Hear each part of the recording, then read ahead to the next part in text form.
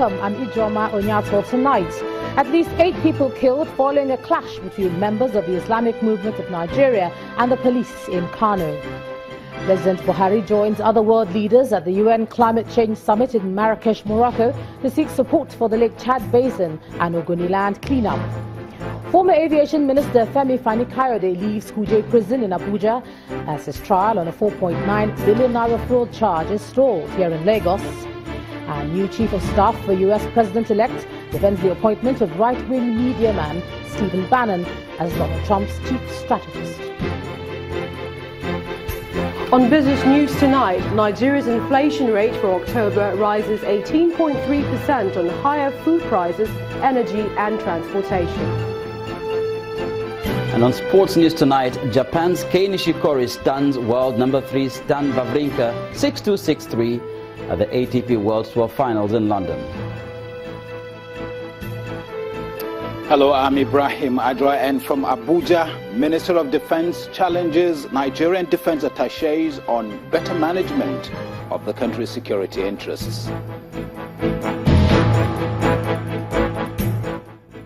We begin with hostilities in the northwest, where at least 8 people have been confirmed dead and many others injured following a clash between members of the Shiite Islamic Movement of Nigeria and the police in Kano City. Eyewitness accounts say trouble broke out around Tamboroa on the outskirts of Kano City after the police tried to stop the Shiite members who had embarked on the annual Arbain trek from Kano to Zaria. But according to the Kano State Police Command, security operatives, including anti-robbery squad units, only intervened as the Shiite members began attacking motorists and passers-by. The police commissioner in the state, Rabiu Yusuf, told journalists that 1 police officer was also killed and 4 others injured in the incident. But the spokesperson of the movement, Ibrahim Musa, told our correspondent that over 10 people were killed while more than 100 others were injured. Today's incident is coming about a month after a mob confronted the members of the group while they were holding a rally in Kano, leaving many of them with machete wounds. Shia members who were armed with bow and arrows, catapult with mental bolts, cutlasses, and other dangerous weapons attacked the police team, killing 1 policeman and critically injured 1 other. We have been made to understand that 3 additional policemen were also injured and they have just been taken to hospital. They also snatched an AK-47 rifle from a policeman, which they used in attacking the policemen. However, the AK-47 rifle was later recovered. 8 Shia members were mortally injured and rushed to hospital, where they were confirmed dead by a doctor on call. I was personally on the ground at the scene of the incident. I have directed the Deputy Commissioner of Police in charge of Criminal Investigation and Intelligence Department to commence a thorough investigation into the incident, while the arrested suspects will soon be arraigned in court. And since its emergence in the late 1970s, the Islamic movement in Nigeria has experienced an uneasy relationship with its neighbors. While there have been confrontations with local populations, particularly in Kano and Kaduna states, the Shiite ultimate clash with the army in Zaria in December last year has left the group in a tight spot. This next report traces the background of the confrontations, especially in northern Nigeria.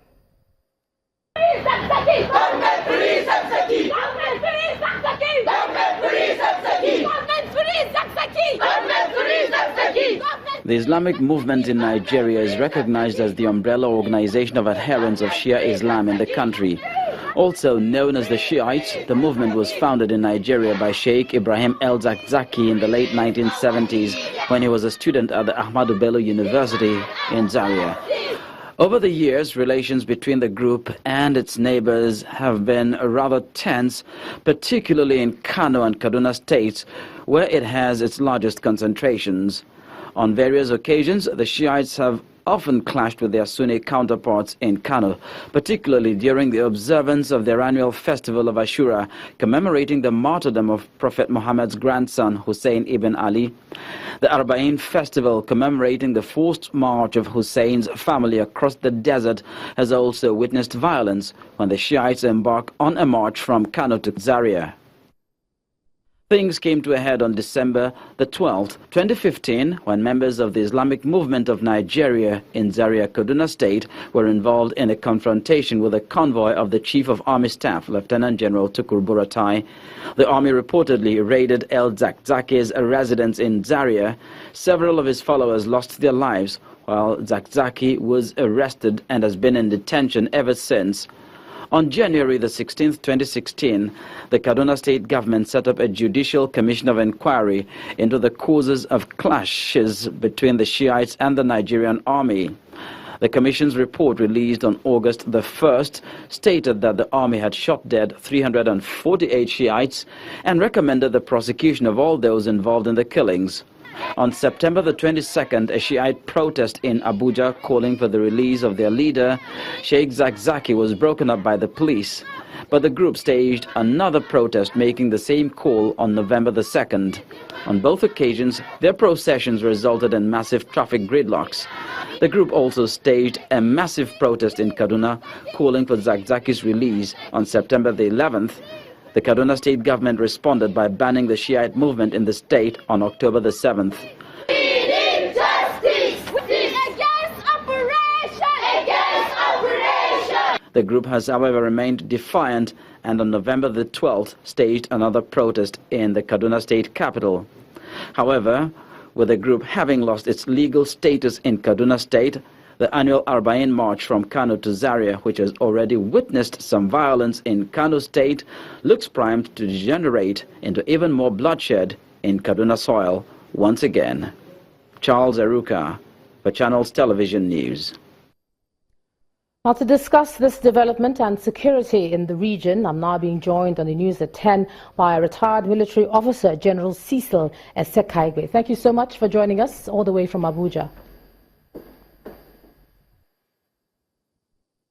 Thank you for having me.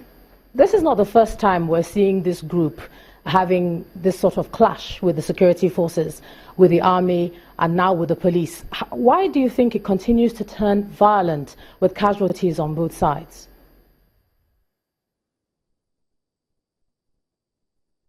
You see, the ideology and the method of operation of the Shiite movement has always known violence.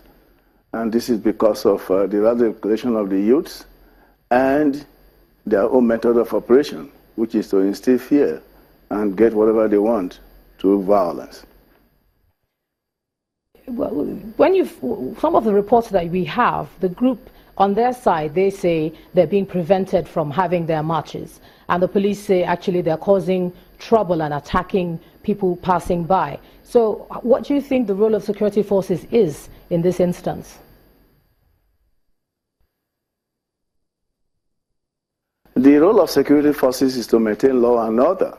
But for the Shiite movement, they have defied secular authorities, they have defied law and order, and they operate without conformity with the national institutional laws and order. So the police cannot fold their arms, or the other security agencies fold their arms to see this group of people perpetrate acts that are inimical to stability of a country. So I think the police and the security agencies, though, also have to follow rules of engagement, in the tackling of these Shiite Muslims. But you must understand the philosophy of this Shiite movement by understanding where they came from. This is just another brand of Muslims. The Sunnis constitute about 90% in Nigeria, while these Shiite organizations are just about 5%. And they want only their voices to be heard. Anybody that preaches any other Islamic religion without their own method, they feel is an affront to them. And these few minority groups want to take it over, the Sunni Muslims, which is about 90% in our country. Well, But there are a number of grievances that the group have, even when you look at some of the visuals that we showed. One of them is the detention of their leader. How best do you think this should be handled? Because that is also one of the things that seems to be fueling hostilities. What do you suggest? Yes, in as much as the Shiite movements have always broken the law, but I think there is a better approach to solving these issues. There should be supposed to be rules of engagement. I mean, the killing of over 35 people and even the 3 sons of Zaki was not the right thing to do. The better approach is to nip these things at the bud. What we now call for is what they call reliance on sensitivity vulnerability spectrum. For example, if you are not sensitive to some of these groupings, you become vulnerable to their act. I think the security agencies should nip these things at the bud by intelligence to find out where they are going to gather and what they want to do. And when they get the leaders arrested, they should be prosecuted. You know, detaining them for a very long time without charges will also give room for these people to continue to militate these acts of aggression. What about those who say that the security forces by now should have better experience looking at the Boko Haram situation, for instance? Do you think that this is being handled in a better way this time around when you look at the way, the manner in which hostilities continue and is escalating? Would you say we've learned lessons from the Boko Haram experience? I wouldn't say we have learned enough lessons. That is why I told you about sensitivity vulnerability spectrum. If you are sensitive to some of these acts, you nip them at the bud. Like the Boko Haram instance, when Mohammed Yusuf and his groups were defying the state authorities. For instance, when they were asked to wear helmets when they are riding motorcycles, they clearly defied those orders. So when a group of people defy these orders and you allow them for a long time to go without being checked, this is what you get. But the security agencies should also apply rules of engagement to make sure that these acts are checked within the ambit of the law, not necessarily taking it out of context. And for instance, you must have to be able to understand what they call minimum force. If a minimum force is not applied and it gets out of hand, what you have is what we're having today, because there will be continued agitation for their leaders who are detained, and the continued agitations for their own allowing them to have their fundamental human right. Essentially, I think we should balance fundamental human right with national interest. Yeah, but would you say that maximum force is the ultimate solution? Because even all around the world, the use of maximum force has not been able to quell insurgency. What do you think should be our own formula here, beyond just using maximum force, if you feel minimum force is not working? Dialogue is imperative. I mean, you have to find out the grievances that they have. Then through dialogue, you're able to, come to the table and resolve these issues. I have seen some efforts made by National Commission for Human Refugees, but the issue is that some of these reports are not implemented. And when they are not implemented, you create a gap for which these people will continue to exploit. So by and large, dialogue is very, very imperative in connecting with these people. All right, General Cecil Eseka-Igbe, thank you so much for sharing your thoughts on the news at 10 tonight. And in part 2, after the break, Vice President Oshibajo holds closed-door meeting with the National Assembly leadership and some governors. Senate President says it's for better governance of the nation. To join us again.